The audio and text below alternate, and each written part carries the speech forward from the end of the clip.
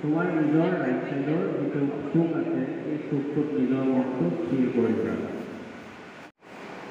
এনেকৈ যেতিয়া আমি কৰি কি হ'ব লাগে আমাৰ ৰুমটো এটা এনাৰ্জি উদ্ভৱ হ'ব আৰু সেই এনাৰ্জিটো ক'ৰ পৰা যায় পৰহি বস্তুখিনি আমি যেতিয়া কৰি তেতিয়া আমাৰ সেই ৰুমটো যদি প্ৰেক্টিছ কৰা ঠাইডোখৰ বা তুমি কিতাপ পঢ়িবলৈ যোৱা সেইবোৰ এটা এনাৰ্জি ভগৱানৰ পৰা এটা শক্তি তাত আহিব আৰু তেতিয়া তোমাৰ পঢ়িবলৈ ভাল লাগিব তাৰপিছত কৰিবলৈ ভাল লাগিব আৰু সেইকাৰণে তাৰ আগতে ডান্সটোৰ ভংগীমাবিলাক যদি তোমালোকে মনত আগতে মনেৰে ভাবি নোলোৱা তেতিয়া সেই ভংগীমাবিলাক নিজৰ শৰীৰটোত ফুটি নুঠে। সেইটো কাৰণে প্ৰথমতে অন্তৰৰ পৰা মনৰ পৰা প্ৰথমতে কৰিব লাগিব, তাৰপিছতহে তুমি নিজৰ শৰীৰটোত সেই ভংগীমাবিলাক দিব পাৰিবা বা সেই আসনবিলাকৰ মুদ্ৰাবিলাক তোমালোকে দেখাব পাৰিবা।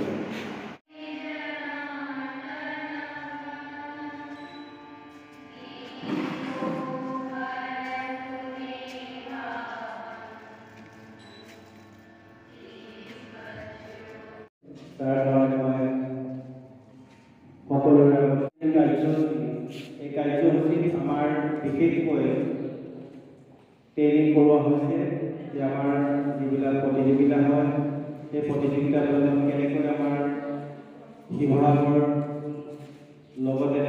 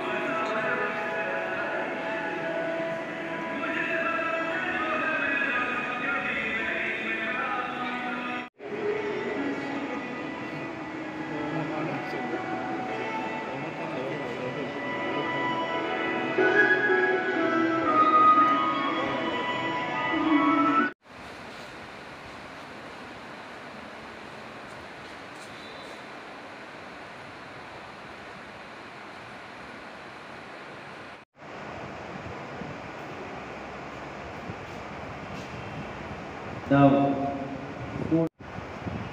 দাও ধনুৰাসন কৰিবা দাও। সকলোকে নমস্কাৰ জনাইছোঁ। আমাৰ অংকুৰণ সংগীত বিদ্যালয়ৰ তত্ত্বাৱধানত আজি আমাৰ 7 দিনীয়া কাৰ্যসূচীৰে আমাৰ যোগাসন কৰ্মশালা অনুষ্ঠিত হ'ল। আজি অন্তিম দিন হয় আৰু এই 7 দিনত আমাৰ যি যোগাসনৰ প্ৰতিযোগিতামূলক যিবিলাক আমাৰ নিয়মাৱলী থাকে এই নিয়মাৱলীৰ ওপৰত তেওঁলোকক প্ৰশিক্ষণ দিয়া হ'ল তাৰ উপৰিও আমাৰ শৰীৰটো কেনেকৈ সুস্থ সবল কৰি ৰাখিব পাৰি তাৰ ওপৰত তেওঁলোকক ট্ৰেইনিং কৰোৱা হ'ল।